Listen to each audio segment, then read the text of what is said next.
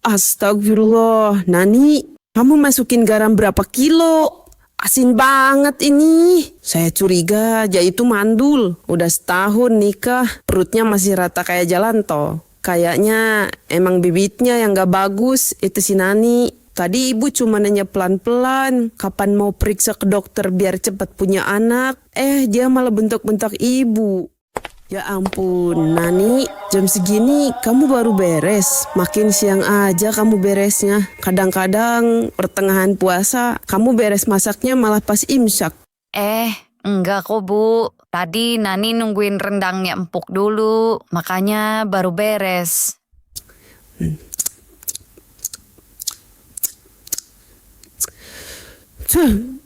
Astagfirullah, Nani, kamu masukin garam berapa kilo? Asin banget ini. Masa sih Bu? Tadi Nani cobain, perasaan pas kok. Bantah terus. Kalau dikasih tahu orang tuh dengerin. Emang bener ya. Pantesan orang tua kamu gak sempat ngajarin kamu masak. Baru jadi istri setahun aja udah ngerasa paling pinter. Bu, tolong jangan bawa-bawa orang tua Nani lagi. Mereka kan udah gak ada. Mereka gak salah apa-apa.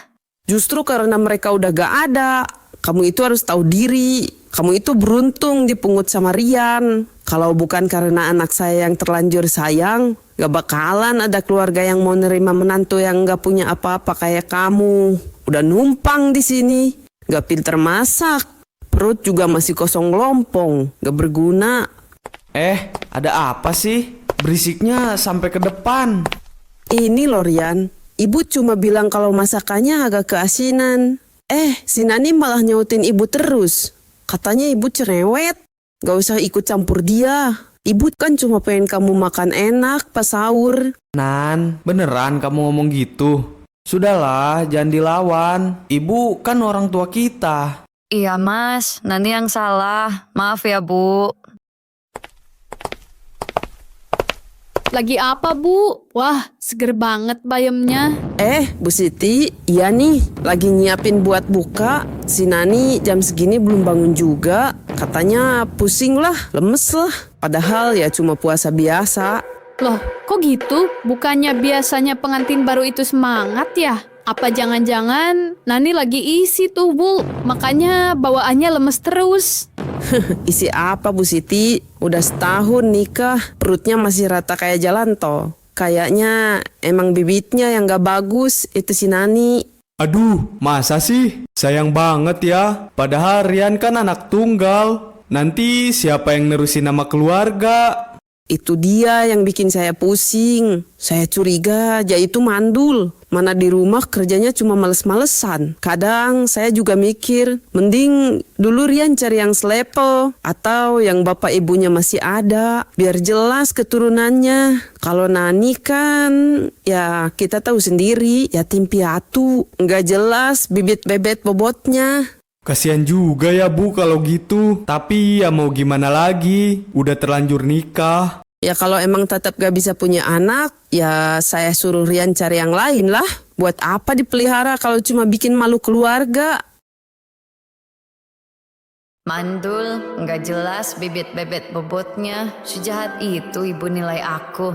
Mak, Bapak, Nani kangen. Nani sendirian di sini. Nani udah usaha jadi istri yang baik. Nani udah sabar dihina masakannya gak enak. Tapi kenapa ibu tega bilang Nani mandul ke orang-orang? Nani bahkan gak tahu salah Nani apa. Apa aku gak pantas bahagia? Apa karena aku gak punya orang tua?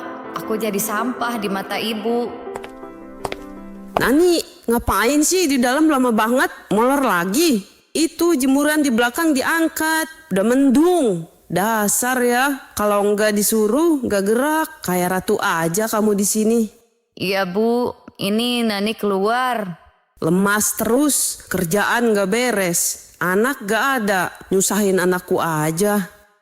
Terkadang rumah yang seharusnya jadi tempat paling aman justru jadi tempat paling menyiksa. Bagi Nani, setiap sudut rumah ini adalah penjara yang penuh dengan duri kata-kata, selebeu,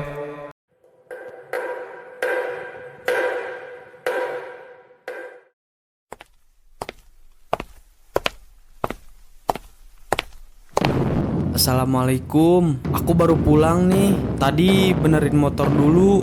Capek banget. Waalaikumsalam, Mas. Mau mandi dulu atau langsung duduk? Bentar lagi azan.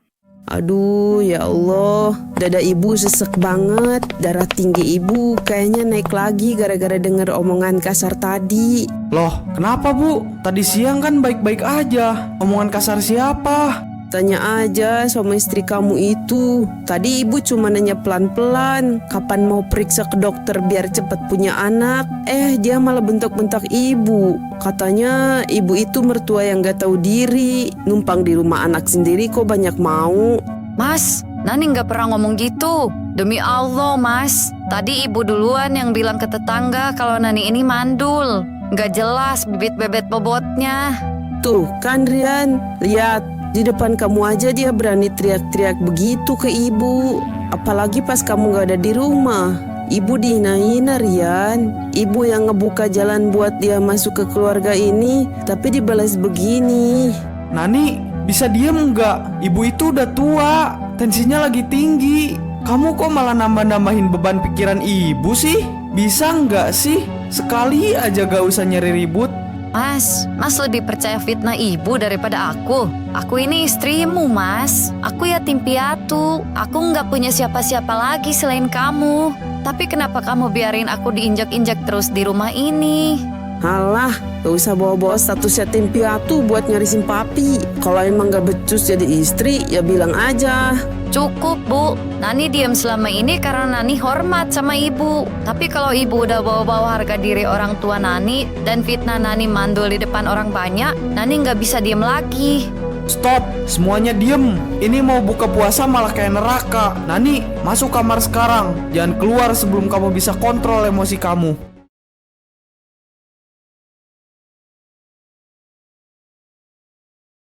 Nan, buka pintunya. Aku mau ngomong. Nani, buka sebentar, aku mau ngomong. Paling juga drama mau kabur biar kita melas. Dasar, istri gak tahu diuntung ya begitu. Ibu bisa diam sebentar nggak? Tadi sore aku emosi karena ibu bilang Nani bentak-bentak ibu. Tapi pas aku cek CCTV di ruang tamu lewat HP, Nani nggak ada bentak ibu sama sekali. Itu ibu yang teriak-teriak sendiri. Ya itu karena ibu kesel sama dia. Dia itu nggak bisa kasih cucu, Rian. Ini hasil tes kesuburan yang kita jalani bulan lalu. Aku sengaja ambil sendiri karena aku nggak mau ibu terus-terusan ngerendahin Nani. Apaan ini? Pasti Nani yang bayar dokter buat nipu kita. Baca Bu, di situ tertulis jelas Nani sehat walafiat. Yang bermasalah itu aku. Aku yang jumlah spermanya kurang. Aku yang harus terapi kalau mau punya anak. Enggak mungkin. Anak ibu kan gagah begini. Nani itu udah tahu hasil ini duluan dari dokter lewat telepon. Tapi dia mohon sama aku supaya jangan kasih tahu ibu. Dia gak mau ibu malu atau sedih punya anak laki-laki yang ada kekurangan. Dia rela ibu hina mandul. Dia rela ibu maki-maki demi jagain harga diri aku di depan ibu. Udah, Mas, gak perlu dibahas lagi. Aku tetap bakalan pergi. Aku kuat di Namandul, tapi aku gak kuat kalau suamiku sendiri yang gak percaya sama aku. Maafin aku bener-bener suami bodoh. Allahu Akbar, Allah.